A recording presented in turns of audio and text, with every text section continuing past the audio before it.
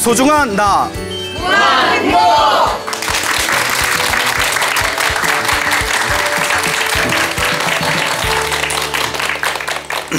예, 여러분 만나서 반갑습니다. 예, 만나서 반갑습니다. 예, 광우 스님이라고 합니다. 예, 얼마 전에 어느 노보살님께 전화가 왔습니다. 얼마 전에 노보살님께 전화가 왔는데 보살님께서 어머 스님, 광우 스님의 소나무 너무 재밌게 잘 보고 있습니다. 예, 설법이 너무 좋습니다. 이렇게 덕담을 해주시더라고요. 근데 이제 목소리가 너무 맑으신 거예요. 목소리가 너무 좋으셔서 예, 전 좀 젊은 분인 줄 알았는데 스님 제가 8순입니다 이러시더라고요. 네, 8순, 그러니까 80은 넘으셨다는 얘기죠. 네. 목소리가 너무 맑으셔서 제가 빈말이 아니라 목소리가 너무 좋으십니다. 8순이라고 전혀 믿기지가 않습니다 하였더니 아침마다 항상 염불을 해서 염불공덕으로 목소리가 이렇게 좋은 것 같다 이런 말씀을 하시더라고요. 근데 그분께서 스님 설법 내용을 듣다가 너무나 가슴에 와닿고 너무나 신심이 나서 제가 전화를 드렸습니다 하시면서 얼마 전에 제가 귓가를 스치기만 해도 공덕을 얻는다라는 주제를 갖고 법문을 한 적이 있습니다. 그때 부처님 법문을 듣고 무슨 개구리가 하늘색의 천신이 되었다든가 큰 스님 법문을 듣고 꿩이 다음 생에 사람으로 태어나서 나중에 돌을 깨쳤다든가 혹은 말이 있었는데 이 말이 주지 스님이 항상 독송하는 법화경을 듣고 사람으로 태어나서 출가를 해서 도를 이루었다. 이런 내용이 이제 담겨져 있는 설법이었는데 기억나십니까? 네. 그래요? 예. 또 물어보면 대답 못 하시는 거 아닌지 모르겠는데 예, 기억나시는군요. 그분이 자기는 그걸 100% 믿는답니다. 그때 제가 설법을 이야기했을 때 많은 분들이 에이 전설 따라 삼천리 그런 이야기인가 싶은 분도 아마 있었을 거예요. 근데 그분은 100% 믿는데요. 그래서 왜 100% 믿으세요 했더니 당신이 경험한 게 있대요. 그러면서 스님 제 얘기 좀 잠깐만 들어주세요 하면서 당신 체험담을 얘기하시더라고요. 그분이 지금 서울에 있는 사찰에서 신행 생활을 하고 계신답니다. 근데 그분 어머님 되시는 보살님께서 지금은 돌아가셨겠죠. 어머님께서 굉장히 독실한 불자셨대요. 아주 독실한 불자셨는데 서울에 선악원이라는 절이 있습니다. 선악원이라는 절에서 큰 스님들을 모시고 이렇게 참선 공부를 하시고 기도도 아주 많이 하시고 그리고 또 불사도 많이 하신 그렇게 이제 믿음이 깊으신 이제 불자분이셨다. 어머님께서 이런 이야기를 하시면서 계율을 엄청 잘 지키셨대요. 또 계율도 잘 지켜, 기도도 열심히 해, 그리고 참선도 열심히 해, 불사도 열심히 해. 그러니까 큰 스님들께서 농담 삼아서 보살님이 스님들보다도 더 낫다 이렇게 농담 삼아서 예, 그렇게 이야기하실 정도로 그렇게 대단한 불자셨대요. 어머님께서. 그래서 그 당시에 당신 어머님 법명을 대면 모르는 법명을 모르는 큰 스님이 없을 정도로 아주 어머님이 그런 믿음이 돈독하신 분이셨다고 합니다. 그러니까 그 따님도 열심히 신행생활을 하시는 거겠죠. 근데 당신이 젊었을 때 집에서 개를 키웠답니다. 진돗개를 한 마리 키웠는데 이 진돗개가 갑자기 좀 병에 걸렸대요. 그래서 이제 누워가지고 시름시름 앓고 있어서 항상 누워있는 진돗개를 위해서 염불을 해줬답니다. 염불을 해주고 그리고 대방광불 화엄경, 우리 불교 경전 중에서 가장 경전에 양이 가장 많고 그리고 가장 깊은 내용을 담고 있다고 하는 가장 위대한 경전 중에 하나가 화엄경입니다. 이 화엄경의 원래 제목이 대방광불 화엄경입니다. 그런데 이 화엄경의 내용이 너무나 깊고 이 화엄경을 읽는 독송하는 공덕이 너무나 깊기 때문에 대방광불 화엄경 제목만 읽어도 공덕을 얻는데요. 야, 거저먹는 장사예요 이게. 그 제목만 읽어도 공덕을 얻는데요. 그래서 우리 스님들이 돌아가신 분들 위해서 제사를 지낼 때에도 항상 대방광불 화엄경을 3번 이상 읽어주거든요. 돌아가신 분들을 위해서. 그러니까 걔가 아파서 시름시름 앓고 있으니까 매일매일 염불을 해주고 대방광불 화엄경을 항상 큰 소리를 읽어줬대요. 진돗개를 위해서. 그리고 너무나 자기가 힘들면 어머니가 또 교대를 해주시고, 어머니가 또 힘들면 이제 딸이 자기가 직접 나서서 또 교대를 해주고, 그게 일주일 동안 지극정성으로 염불을 해줬답니다. 대단해요. 이 정도 개가 아니라 이 정도면 자식이에요. 예? 개가 아픈데 일주일을 연부를 지극정성으로 엄마하고 딸이 교대로 연부를 해줄 정도니까 일주일이 지나니까 개가 갑자기 벌떡 일어나더니 컹 하고 고함을 꽥 지르면서 그 자리에서 죽어버렸대요. 죽었대요. 죽을 때가 됐으니까 죽었지 왜 하고 하시면 제가 뭐라고 대답해야 되나요? 예? 죽을 때가 돼서 이제 죽은 거예요. 그런데 꿈을 꿨는데 이제 그 개를 저 상가산 기습에 이렇게 잘 묻어줬대요. 지금은 이제 산에다 함부로 묻으면 안 되죠. 근데 이제 몇십 년 전 얘기니까 상가산 기습에다가 잘 이렇게 묻어줬는데 일주일 동안 연부를 해줬잖아요. 꿈을 꿨는데 꿈에 장독대, 집에 장독대 있는 곳에 아주 하얀색 깨끗한 옷을 입고 누런 바지를 입은 왜 청년이 이렇게 서 있더래요. 예, 하얀색 옷을 입고 누런 바지를 입은 청년이 자기를 보더니 주머니에서 막 돈을 꺼내주더래요. 막 돈을. 그래서 막 이유도 없이 막 돈을 막 꺼내주는 거예요. 막, 예? 돈 좋잖아요, 여러분. 네? 꿈에서라도 돈 받으면 기분 좋잖아요. 근데 이 보살님께서 너무 놀래서, 왜냐면 처음 보는 청년이 막 자꾸 돈을 주니까, 왜 자꾸 돈을 주냐고, 왜 자꾸 나한테 돈을 주냐고 했더니 이 청년이 하는 얘기가 제가 더 드리고 싶은데 가진 게 이거밖에 없습니다. 이거라도 다 드리겠습니다 하고 드리더니 저는 그만 떠나겠습니다 하면서 등을 돌려서 그 담을 펄쩍 넘어가지고 하늘로 휙 날아가더래요. 그런데 뒤에 날아가는 모습을 가만히 보니까 엉덩이에 개꼬리가 달려있더래요. 엉덩이에 개꼬리가 달려있더래요. 그리고 잠에서 다 깼대요. 이 이야기를 이제 어머님께 했대요. 기도 많이 하시는 이제 어머님께 그 개를 산에다 묻어주고 제가 이런 꿈을 꿨습니다 어머니 하고 이제 이야기를 해드리니까 어머니가 좋아라 하시면서 아마 그 개가 우리가 연부를 열심히 해줘서 인도 환생, 사람으로 환생했나 보다, 어디 좋은 곳으로 환생했나 보다 이렇게 말씀을 하시더래요. 근데 꿈은 꿈이잖아요. 그런데 중요한 게 그 꿈을 꾸고 나서 그렇게 집안일이 잘 풀렸대요. 집안일이 너무 잘 풀리고 좋은 일들이 너무 많이 생겼다고. 그래서 이건 딱 누가 들어도 누가 은혜를 갚았다? 개가 은혜를 갚은 것이다. 그 자기는 그때 광우 스님이 하셨던 소나무에서 그 짐승들이 부처님 가르침을 듣고 사람으로 태어나서 은혜를 갚은 이야기를 저는 100% 믿습니다. 이런 말씀을 하시더라고요. 그래서 제가 저도 그 이야기를 듣고 저도 너무나 이제 감동이 느껴져가지고 보살님 제가 이거 나중에 이 이야기 좀 써먹어도 될까요? 했더니 스님 마음대로 써먹으십시오. 이래서 제가 또 오늘 너무 좋은 내용이라서 오늘 여기서 공개하는 바입니다. 참 좋죠? 그러니까 여러분들도 집에서 혹시 개나 고양이 뭐 키우신 분 계십니까? 예, 항상 연불해 주시고, 예, 그리고 나중에 죽을 때쯤에 연불을 잘 해주고 다음 생에 은혜 갚아라 이렇게 이제 이야기를 잘 해주시길 바랍니다. 알겠죠? 예, 예. 뭐 믿어서 나쁠 거 없잖아요. 예. 우리 불교 경전에 보면 이렇게 짐승이 사람의 은혜를 갚는 이야기들이 굉장히 많이 나옵니다. 부처님 당시에도 이런 일이 있었습니다.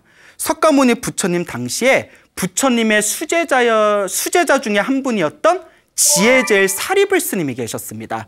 다 들어보셨죠? 네. 사리불 스님. 표정이 별로 예, 유명하신 분이에요. 예, 예, 지혜가 가장 뛰어나신 부처님의 제자 사리불 존자 사리불이라는 스님이 계셨는데 이 사리불 스님께서는 신통력이 또 있으셨대요.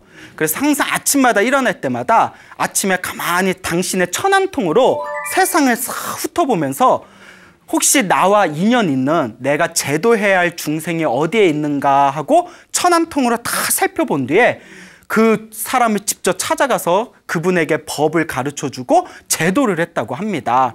근데 하루는 그분이 이렇게 천안통으로 세상을 다 훑어보고 있는데 개가 한 마리 딱 걸린 거예요. 사리불존자의 신통력 천안통에 개가 한 마리 딱 걸립니다.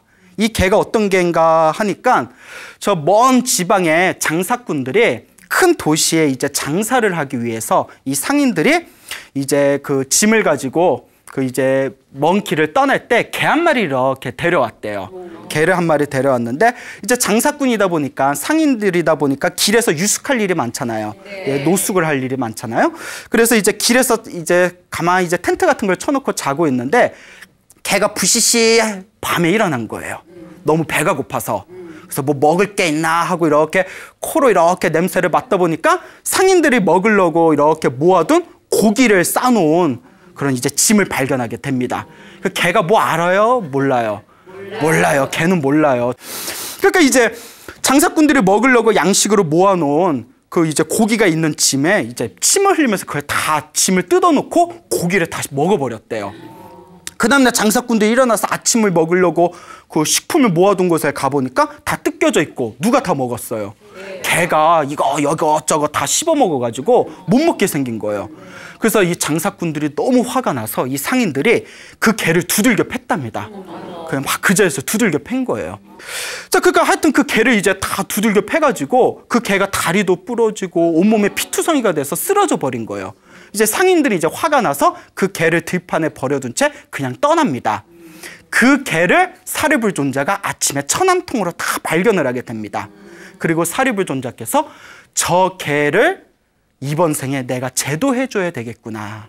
마땅히 불법과 인연이 있는 개구나 라는 것을 천 한 통으로 꿰뚫어 보십니다. 그래서 이제 승복을 깨끗하게 입으시고 바루를 드시고, 스님들의 그릇을 바루라고 합니다. 이 바루를 가지고 이제 도시 마을에 가서 음식을 다 받아온 뒤에 그 음식을 가지고 어디로 갔을까요? 개가 쓰러져 있는 들판에 갑니다. 그 개한테 가서 개에게 물을 먹이고 음식을 줍니다. 그 개가 다 이제 물을 먹고 음식을 이제 먹은 뒤에 이제 힘을 다 이제 기운을 차리면서 이제 비록 미물일지언정 그 사리불존자에게 막 고마워한다면서 막 낑낑거리면서 꼬리를 흔드는 거예요. 그러니까 이제 사리불존자가 딱 보면서 네가 나에게 이제 양식을 얻어 먹었으니 이제 나의 법을 얻어 듣거라 하면서 개를 위해서 법문을 해줍니다. 부처님의 법문을 해줘요. 개가 알아들어요? 못 알아들어요? 못 알아들어요? 예? 못 알아듣는데도 법문을 해줬어요. 예? 자, 근데 이게 중요한 게 있습니다. 저번 설법 때에도 말씀을 드렸지만 미물들이라 하더라도 부처님의 가르침이 귓가에 스치면 그게 무의식에 저장이 돼서 언젠가는 미물들, 사람의 말을 알아듣지 못하는 축생이라 할지라도 부처님의 가르침이 귓가에 스친 것만으로도 언젠가는 깨달음의 공덕을 얻게 된다고 합니다. 예. 아니, 예전에 다 얘기했는데, 오, 이러시면, 예. 다 기억나신다면서. 예. 그 리액션인가요? 예. 그러니까 이제 개를 위해서 막 법문을 해줍니다. 개를 위해서 막 법문을 해줬어요. 그 개가 그 사리불존자의 법문을 들으면서 이제 그 자리에서 숨이 끊겨서 죽습니다. 숨이 끊겨서 죽어요. 그 개가 다음 생에 그 큰 부잣집 바라문 장자, 바라문 집안의 아들로 태어나게 됩니다. 예? 아들로 태어나게 돼요. 왜 개 몸을 벗고 사람으로 태어났냐면 사리불존자, 그러니까 사리불존자가 깨달음을 얻으신 성자입니다. 깨달음을 얻은 거룩한 성자를 보고 좋아하는 마음을 일으키고, 개일지언정 축생일지언정 성자를 보고 좋아하는 마음을 일으키고, 또 사리불존자의 법문을 들은 그 공덕의 힘으로 부잣집 아들로 태어나게 됐대요. 그 바라문 집안에. 그러니까 이제 그 이름을 균제라고 졌답니다. 이름이 균제예요. 균제. 이제 균제라고 이름을 졌어요. 예. 무슨 뜻인지는 너무 깊이 생각하지 마시고요. 예, 이름을 균제라고 졌습니다. 이 사리불존자가 이제 또 탁발을 나가게 됩니다. 탁발을 나갔을 때 그 개가 환생을 한 그 집안에 그 이름이 뭐라고 했죠? 균제의 아버지가 사리불존자의 또 이제 제자였습니다. 예, 제가 신자였어요. 이제 사리불 스님을 모시고 다 이렇게 공양을 올리면서 스님도 이제 연세가 드시는데 옆에서 시봉하는 시자가 없습니까? 라고 물어보는 거예요.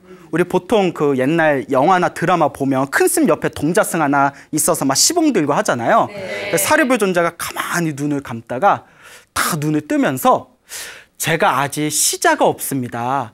이 집안에 아들이 있다고 했는데 혹시 저에게 시자로 주지 않겠습니까? 하시는 거예요. 뜬금없이. 예? 근데 왜 사리불존자께서는 왜 아들을 달라고 했을까요? 전생에 개였고 자기와 인연이 있음을 꿰뚫어 보신 거예요. 이유 없이 달라고 하신 게 아니라 나와 인연이 있는 아이다. 예? 근데 이제 전생에 얘가 개였는데 여기 아들로 태어났습니다. 이렇게 얘기하면 또 분위기 이상해질 수 있잖아요. 뭐 내 자식이 전생에 개였는데 이러면 예? 누구라도 기분 안 좋을 거예요. 여러분 혹시 아들이나 딸 있는 분 혹시 계세요? 예. 근데 제가 어머 아들이나 딸 이렇게 이거 광우스님 우리 애입니다. 어이구 전생에 개였네 이러면 기분 좋아요 나빠요? 예? 왜 또 좋아요? 네, 나쁘잖아요. 그러니까 전생에 개였고 나와 인연이 있는 아이인데 저에게 맡기시겠습니까? 라고 대놓고 물어보지는 않고 혹시 여기 아들이 있다고 했는데 그러면 저에게 시자로 보내시겠습니까? 라고 돌려서 말을 한 거죠. 다 꿰뚫어 보시고. 그러니까 이 바라문이 굉장히 불심이 깊었나 봐요. 그 뭐라고 하냐면 아직 나이가 어려서 안 되고 나이가 조금 더 차면 스님 시자로 보내드리겠습니다 하는 거예요. 야, 대단해요. 예, 네, 정말 심심히 불심이 깊은 집안이에요. 그래서 사리불 스님이 그걸 다 기억하시고 나서 그 아이가 7살이 됐을 때, 몇 년이 지나서 7살이 됐을 때 그 바라문 집안에 다시 옵니다. 그 사리불 스님이 아이가 7살이 됐으니 약속대로 저의 시자로 맡겨주십시오라고 이제 이야기를 하죠. 그러니까 그 아버지가 약속대로 이 아이를 시자로 거두십시오 하고 사랑하는 아들을 사리불 스님의 제자로 보냅니다. 예? 그리고 이제 사리불 스님이 그 아이를 이제 동자승이죠. 머리를 이제 깎이고 이제 수행을 시킵니다. 네, 7살짜리 아이가 이제 사리불 스님에서 이렇게 수행을 하다가 완전한 깨달음을 얻게 됩니다. 깨달음을 얻게 돼요. 왜냐하면 스승이 좋은 스승을 만나고 또 불법과 인연이 깊었기 때문에 어린 나이임에도 불구하고 깨달음을 얻게 돼요.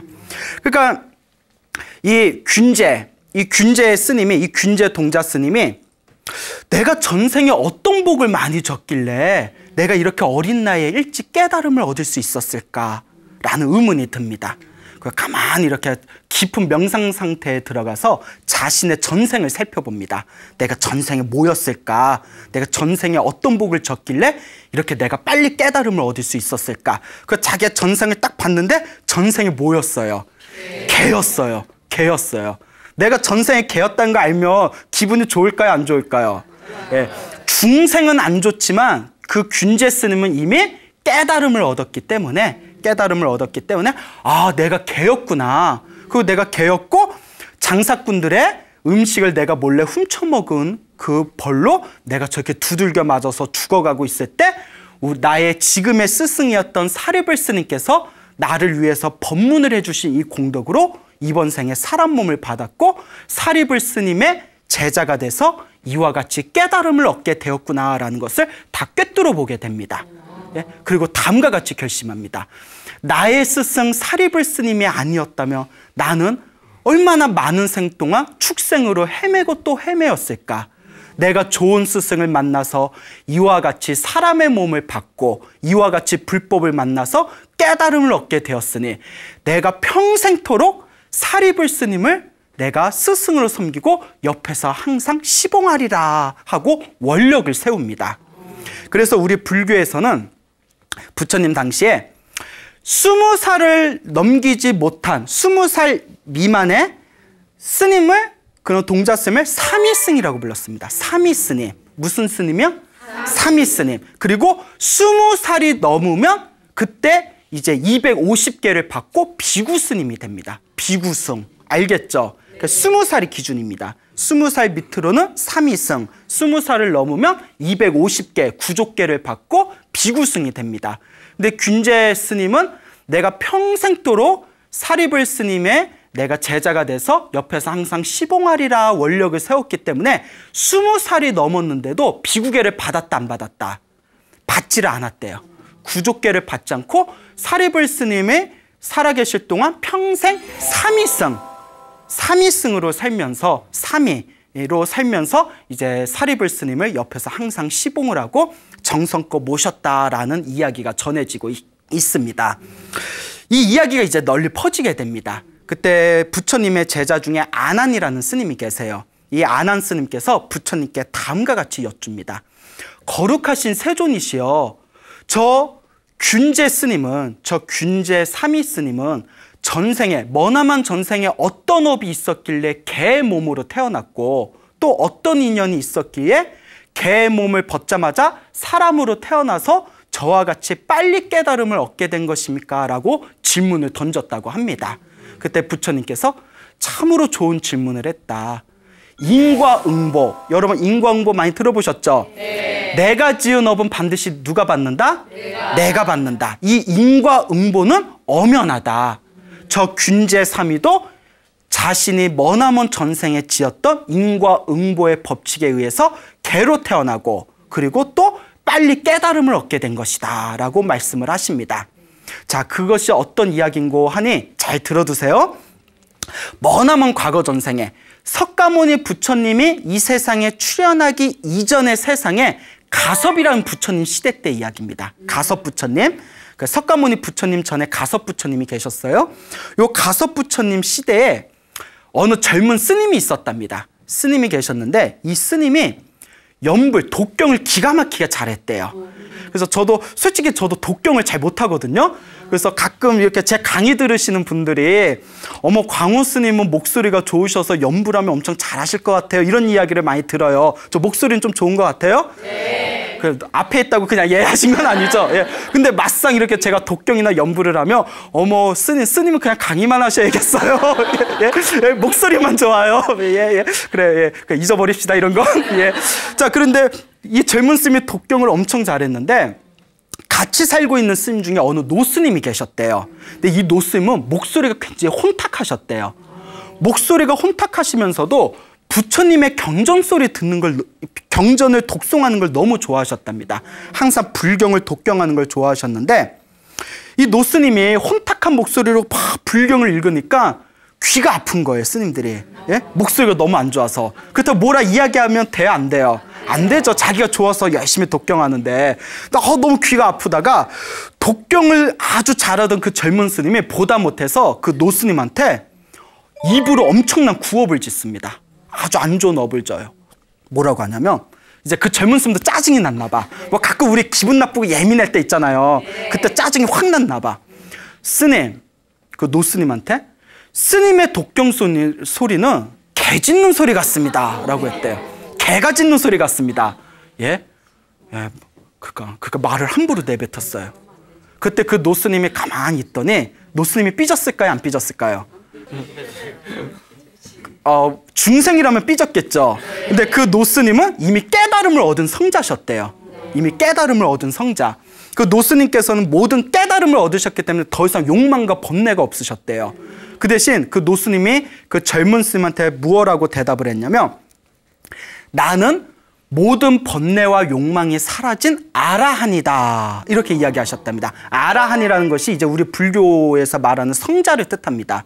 모든 욕망과 번뇌가 사라진 성자. 근데 이 이야기를 왜 했냐면 우리 부처님 가르침에 이와 같은 이야기가 있습니다. 깨달음을 얻은 성자에게 악업을 지으며 좋지 못한 행위를 지으며 굉장히 무서운 업을 받는답니다. 그러니까 이 노스님께서 나는 깨달음을 얻은 성자 아라한이다 라고 대답을 하신 이유가 무엇인고 하니 네가 아라한 깨달음을 얻은 나에게 개 짖는 소리 같다라고 한 그 업으로 너는 죽으면 지옥에 떨어지게 될 거다. 그러니까 내가 너무 안타까워서 내가 지금 아라한이다라고 그대에게 밝히는 것이다라는 게 이제 그 내용이 숨겨져 있는 겁니다. 알겠죠? 그러니까 이 젊은 스님이 깜짝 놀란 거예요. 예? 아니, 그러니까 광우 스님한테 광우 스님 독경 소리, 개 짖는 소리 같아 이러면 광우 스님이 삐져요, 안 삐져요? 예? 삐지죠. 나 아라한이 아니거든. 예? 나는 아직 못 깨달았거든. 예? 나 아직 안 깨달았어요. 예, 예. 삐지죠. 예, 예.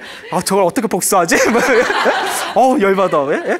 응? 근데 이제 광우 스님은 이제 깨달음을 얻지 못했기 때문에 광우 스님한테 말을 함부로 한 거는 물론 그것도 악업이 될 수는 있지만 지옥에 떨어질 업까지는 아닐 거예요. 예, 제가 생각하기에는. 하지만 깨달음을 얻은 성자 아라한에게 개 짖는 소리 같습니다라고 욕을 한 거는 어디에 떨어질 업이다? 지옥에 떨어질 업이라는 거예요. 거룩한 성자에게 그 악업을 지은 것이기 때문에. 그 자리에서 그 젊은 스님도 이제 교리를 공부했으니까 아라한에게 내가 함부로 말을 했구나. 그 자리에서 그냥 펄쩍 뛰면서 삼배를 올립니다. 그 참회를 합니다. 거룩하신 스님, 제가 말을 함부로 했으니 제 참회를 받아주십시오. 부디 저를 용서해 주십시오. 스님 잘못했습니다. 라고 이렇게 참회를 하니까 그 노스님께서 그 참회를 받아들입니다. 그때 부처님께서 다음과 같이 말씀하십니다.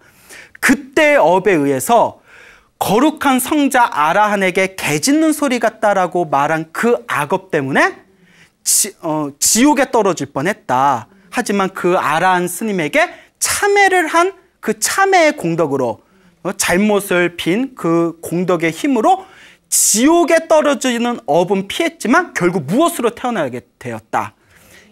개로 태어나게 되었다. 지옥은 피했지만 개로 태어나게 되었다는 거예요. 그거 말 함부로 하면 안 돼요. 알겠죠? 말 함부로 하면 안 됩니다. 부메랑의 법칙이라고 들어보셨죠? 내가 던진 말은 누구한테 돌아온다? 나한테 돌아온다. 그러니까 막 악플 달는 사람들 있잖아요. 엄청난 악업을 짓는 거예요. 그것도 또 다른 의미의 구업이에요. 나는 항상 컴퓨터 가끔 보면 그 네티즌들 댓글 보면 왜 악플을 다는지 전 모르겠어요. 그냥 무시하면 되잖아요. 마음에 안 들면. 왜 굳이 그렇게 입에 담지도 못할 욕과 왜 그런 악플들을 다는지 굉장히 안타까울 때가 많습니다. 사람들이 다 광우승처럼만 살면 이 세상이 진짜 지상천국이 될 텐데. 비웃는 건가요? 예? 자, 그런데 비록 개로 태어났지만 가섭불 시대 때 그때 스님으로 살면서 그래도 수행을 했던 공덕의 힘이 남아있었기 때문에 이번 생에 개의 몸을 벗고 사람의 몸으로 태어나 사리불 스님을 만나서 빨리 깨달음을 얻을 수 있었던 것이다 라는 부처님께서 인과응보의 법문을 하십니다. 자, 인과응보가 이와 같이 무섭습니다. 아시겠습니까? 그러니까 우리가 항상 몸으로 짓는 업도 조심해야 되지만 우리가 항상 쉽게 짓는 업이 무슨 업이다? 입으로 짓는 업입니다. 몸으로 짓는 업. 솔직히 우리 살아가면서 누구 때리는 경우가 많아요, 적어요? 많지 않잖아요. 예. 그리고 우리가 누구 뭐 물건 훔치는 경우가 많아요, 적어요? 예, 왜 거의 없죠? 예, 거의 없다라는 거는 예, 좀 있다라는 건가? 예, 없잖아요. 그러니까 몸으로 짓는 업은 우리가 좀 드물게 집니다. 그런데 무엇으로 쉽게 업을 지을까요? 입으로는 쉽게 지어요. 우리 일주일 동안 누구 욕했던 거 한번 떠올려 봅시다. 예?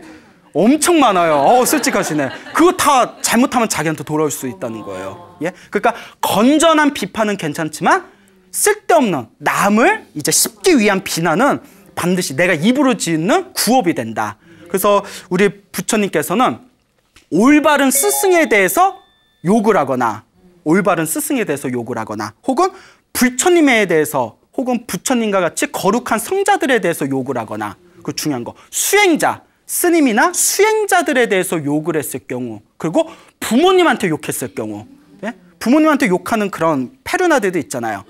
이와 같을 때 무시무시한 악업을 받는답니다. 예? 무시무시한 악업을 받는데요. 그렇기 때문에 항상 여러분들 내 주변에 있는 사람들한테 항상 말을 조심해야 됩니다. 알겠죠? 네. 예? 대신 내가 모르고 내가 의도하지 않고 내가 이 사람한테 상처 주려는 의도가 없이 던진 말인데 저 사람이 듣고 혼자 삐진 거는 예? 나는 개콘으로 얘기하는데 혼자 다큐를 받는 사람들이 있잖아요. 예? 나는 저 사람에게 아픔을 주려는 의도가 없이 그냥 던진 말인데 혼자서 삐졌을 경우에는 악업이 된다 안 된다? 예, 그건 악업이 약하답니다. 내가 의도한 것이 아니기 때문에. 하지만 내가 남에게 비수를 꽂으려는 마음으로 던진 말은 반드시 나에게 악업으로 다가오기 때문에 여러분들 항상 우리가 입을 조심해야 됩니다. 알겠습니까? 네. 예, 이와 같이 이 균지의 사미와 사리불 스님의 일화를 통해서 축생이었던 개였던 존재가 사람으로 태어나서 그리고 출가를 해서 자신의 스승이었던 사리불 스님을 평생 동안 정성껏 시봉했다라는 이 이야기를 통해서 축생, 미물이라 할지라도 우리가 함부로 대해서는 안 되겠다라는 교훈을 또다시 얻어갈 수가 있을 것 같습니다. 이제 처음에도 개 얘기였고 두 번째도 개 이야기였잖아요. 그럼 이제 마무리, 세 번째 이야기도 무슨 이야기를 해야 딱 예? 그렇죠. 개 이야기를 해야 예? 분위기가 딱 맞아 떨어질 것 같죠. 예, 저 이제 마지막으로 이제 개 이야기를 통해서 첫 번째 이야기도 개, 두 번째 이야기도 개, 이제 마지막 세 번째 이야기도 아주 중요한 이야기입니다. 이것도 개 이야기가 되겠습니다. 예, 개 좋아하세요? 예, 그래요. 예, 그 개 좋아하는 사람 치고 나쁜 사람도 없더라고요. 예, 그 현대 고승 중에 재선이라는 스님이 계셨습니다. 재선 스님. 왜 법명을 재선이라고 졌냐면 제주도에서 참선하러 온 스님이다 해서 재선이라고 졌대요. 예, 그분이 제주도 사람이었나 봐요. 제주도에서 참선하러 온 스님에서 재선 스님이라고 졌는데 그분이 일제시대 때 대학을 다니셨대요. 일제시대 때 일본에 있는 대학을 다니면서 독립운동에도 참여를 하셨답니다. 독립운동에 참여를 하시고 그리고 이제 일본의 유학 생활을 마치시고 이제 고향으로 돌아온 뒤에도 그 나라에서 요시차 인물로 이제 항상 이제 감시를 받던 분이셨다고 합니다. 그가 일제시대 때 이제 학창시절을 보낸 분이셨는데 집안에는 굉장히 잘 사는 부자였나 봐요. 집안에서 이제 우리 아들한테 이제 좋은 색시 맺어줘야 되겠다 해가지고 이제 좋은 아가씨를 구해다가 이제 결혼을 시킵니다. 그 이제 아들을 낳았대요. 아들을 낳았는데 아들을 엄청 아들을 아꼈답니다. 그분께서. 그래서 너무 아들을 아껴서 우리 아들을 나중에 뭐 대통령으로 만들까 뭐 장관을 만들까 하고 그냥 눈에 넣어도 안 아플 정도로 앞으로 나라를 위해서 힘쓰는 큰 인물로 내가 만들어야 되겠다 하고 오기야 금이야 그렇게 이제 잘 키웠답니다. 이제 학교를 보냈는데 지금 말로 하면 이제 초등학교 정도 되겠죠? 초등학교를 보내고 얼마 안 돼서 이 아이가 앗 하더니 아얏 하더니 고함을 지르더니 그 자리에서 풀썩 쓰러져서 바로 죽어버렸답니다. 애가 그 이유도 없이 아야 하고 그 애를 안고 몇 날 며칠을 울었대요. 그러니까 막 장례식도 늦어진 거예요. 아버지가 막 껴안고 막 눈물을 흘리니까. 예? 그래서 이제 가까스로 애 장례식을 이제 치르고 이제 이 아버지 되는 이분은 이제 항상 이제 시리에 빠져서 막 울고 있으니까 집안에서 보다 못해서 야, 쟤 저러다가 폐인되겠다 해가지고 집에서 돈 100원을 줬답니다. 돈 100원을 주면서 왜 웃어요? 그 당시 100원이면 엄청 큰 돈입니다. 알겠죠? 예? 예? 그 당시 100원이면 엄청 큰 돈이에요. 그래서 이제 100원을 주면서 야, 금강산에 가서 구경이라도 하고 와라. 금강산 구경하고 머리 좀 식히고 정신 좀 차리고 와라. 라고 이제 이야기를 합니다. 그래서 이제 돈 100원을 들고 그 당시에 이제 일제시대 때 돈 100원이면 얼마나 큰 돈이겠어요. 집이 부자였나 봐요. 서울에 가서 내기바둑을 해가지고 돈을 다 날렸답니다. 예? 그러니까 뭐 금강산 갈 그런 마음도 없었던 거예요. 그냥 뭐 발길 닿는 대로 가서 서울에 갔다가 바둑 두고 있길래 내기바둑해서 그냥 100원 다 날렸는데 다 날리고 나니까 갈 데가 없는 거예요. 집에 가자니 또 잔소리 들을 것 같고 잘 됐다 그냥 마음 내키는 대로 그냥 가자꾸나. 그래서 이제 여기저기 떠돌아다니다가 묘양산을 들어가게 됐답니다. 묘양산 가봤어요? 어디에 있어요? 그렇죠. 거기 함부로 가면 안 되죠, 지금.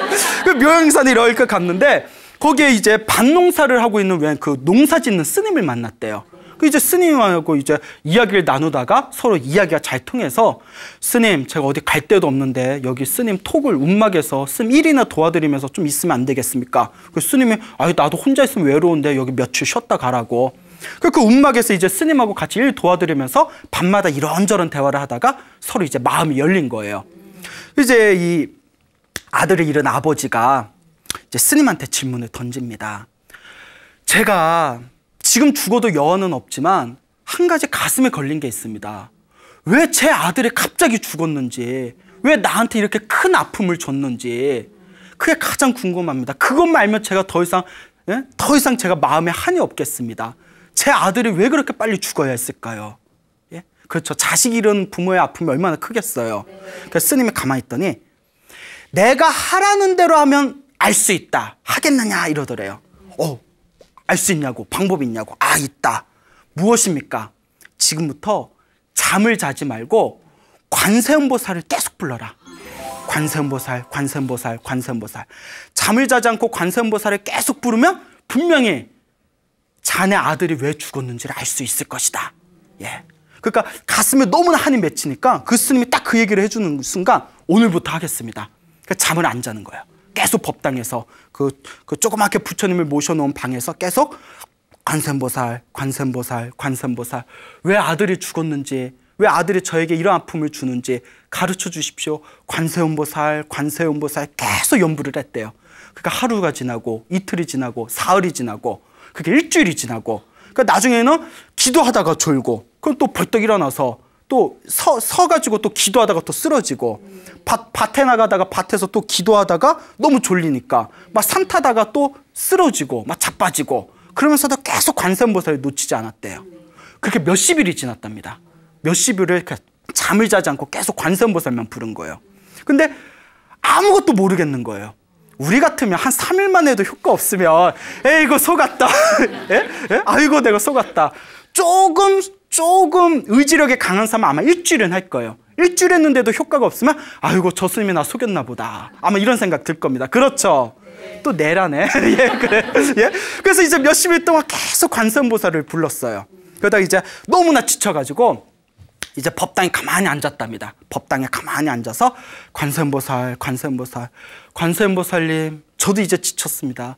제발 좀 가르쳐 주십시오. 제발 좀 가르쳐 주십시오 하면서 뜨거운 눈물이 주르르 흐르더래요.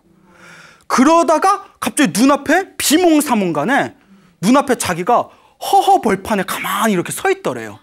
순식간에 그 법당이 싹 사라지고 허허벌판에 그 비몽사몽간에 자기가 가만히 서 있는데 눈앞에 웬 어린 동자가 보이더래요.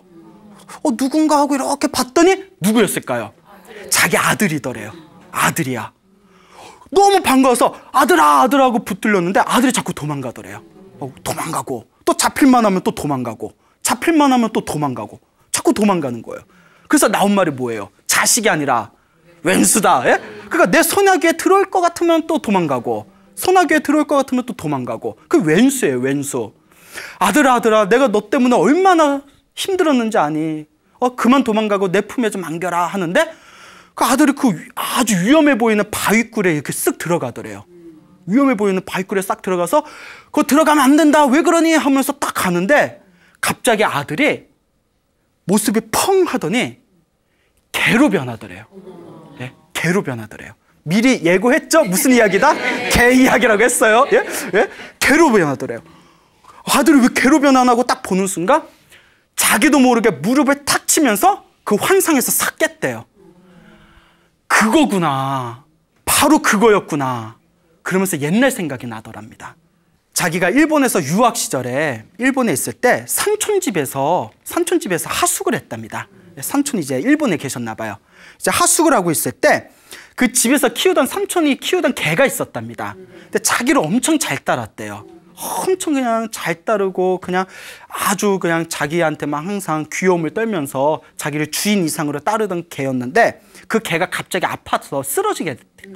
그 삼촌이 집에서 요 도시에서 개가 죽으면 재수도 없고 그 사람들이 손가락질하니까 저기 멀리 다 좀 내다 버려라 이렇게 시켰답니다. 그러니까 이게 이제 이 삼촌 말이니까 이 조카가 너무나 가슴은 아프지만 삼촌 시킨데 어떡해요. 그 개를 들고 상자에 넣어서 이제 산에 가가지고 개를 버립니다.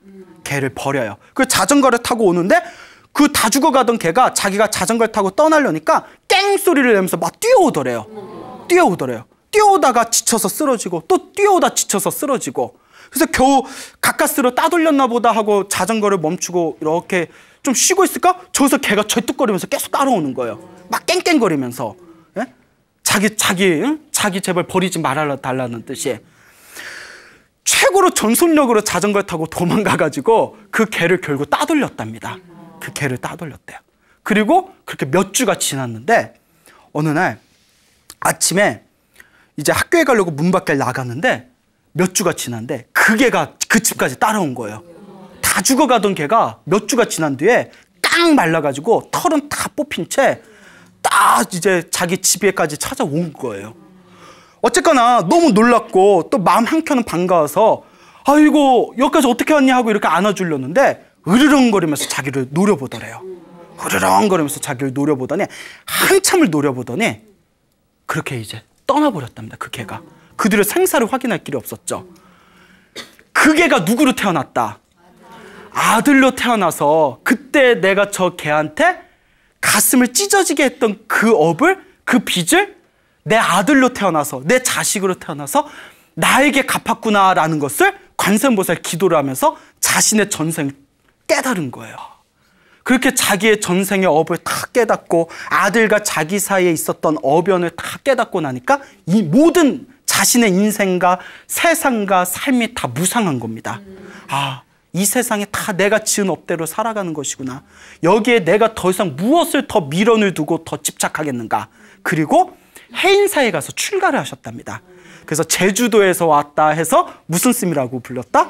재선 스님. 제주도에서 참선하러 온 스님이다 해서 재선 스님이라고 불렀다고 합니다. 그런데 자기의 전생을 다 꿰뚫어보고 이 인생의 무상한 덧없음을 깨달아서 그런지 수행을 엄청나게 열심히 하셨대요. 정말 목숨을 걸고 수행을 하셨답니다. 그래서 어느 경지까지 가셨냐면 해인사 위에 올라가면 백년암이라고 있어요. 해인사 백년암에서 살고 있을 때 그 당시에 가야산, 해인사 가야산에 호랑이가 있었대요.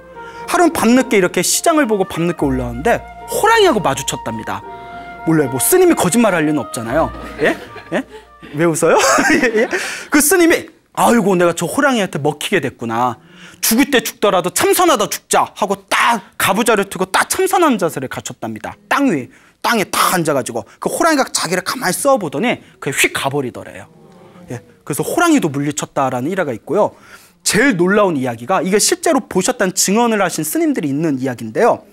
수행이 깊으면 물에 빠져도 죽지 않고 몸에 불이 붙어도 타지 않는다고 하는데 내가 한번 실험해보겠다 하더니 혼자 장작을 쌓고 그 위에 올라가서 참선하는 자세로 불을 지폈답니다. 그 몸에 불이 확 붙었대요. 그리고 몇 분을 가만히 계시더래요. 몇 분을 가만히 계시더래요. 몸에 옷에 그 나무에만 불이 붙고 몸에는 불이 붙었는데도 몸에 옷만 불이 타지 살은 타지가 않더래요. 그 스님들 보신 스님들이 있대요. 다들 놀래가지고 가만히 있다가 갑자기 스님이 몇 분 동안 가만히 있던 분이 아 뜨거워 하면서 나오셔가지고 떼굴떼굴 구르셨대요. 웃음이 나와요 지금 이런 이야기 듣고 아 뜨거워 하면서 몸에 화상을 입으셨답니다. 그 나중에 증언을 하신 게 근데 몇 분 동안 몸에 불이 안 탔잖아요. 처음에 딱 불을 지폈을 때 몇 분 동안에는 마음에 흔들림이 없었대요. 마음에 흔들림 없이 고요했는데 순간 그러니까 아직 수행이 거기에서 이제 좀 부족하셨나 봐요. 불이 타는데 왜 몸이 뜨겁지가 않지?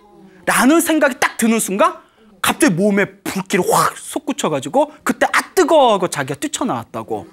예, 근데 이것만 해도 대단한 겁니다. 예, 그래서 이 재선 스님께서 나이가 한 60 정도가 되셨을 때 저 도봉산 청축사의 무문관에 들어가시게 됩니다. 무문관은 말 그대로 문이 없다는 뜻이에요. 조그만 골방에 들어가서 거기 안에서 이제 대소변 다 해결하시고 밖에서 넣어주는 음식만 먹고 거기서 몇 년 동안 사시는 걸 무문관이라고 해요. 뭐 보통 그 속가말로 감옥에 독방 있죠. 예? 거기 6년을 사십니다. 6년 동안 문 밖을 한 번도 안 나오시고 밖에서 넣어주는 음식만 드시고 병만 보고 참선만 하셨대요. 그렇게 6년을 사시고 나서 6년 후에 나오십니다. 그때 불교계가 발칵 뒤집혀져서 큰 기념법회 행사를 해드리겠다고 하는데도 다 거절하시고 호련히 길을 떠나셨는데 그 뒤로 완전히 종적이 사라지셨대요.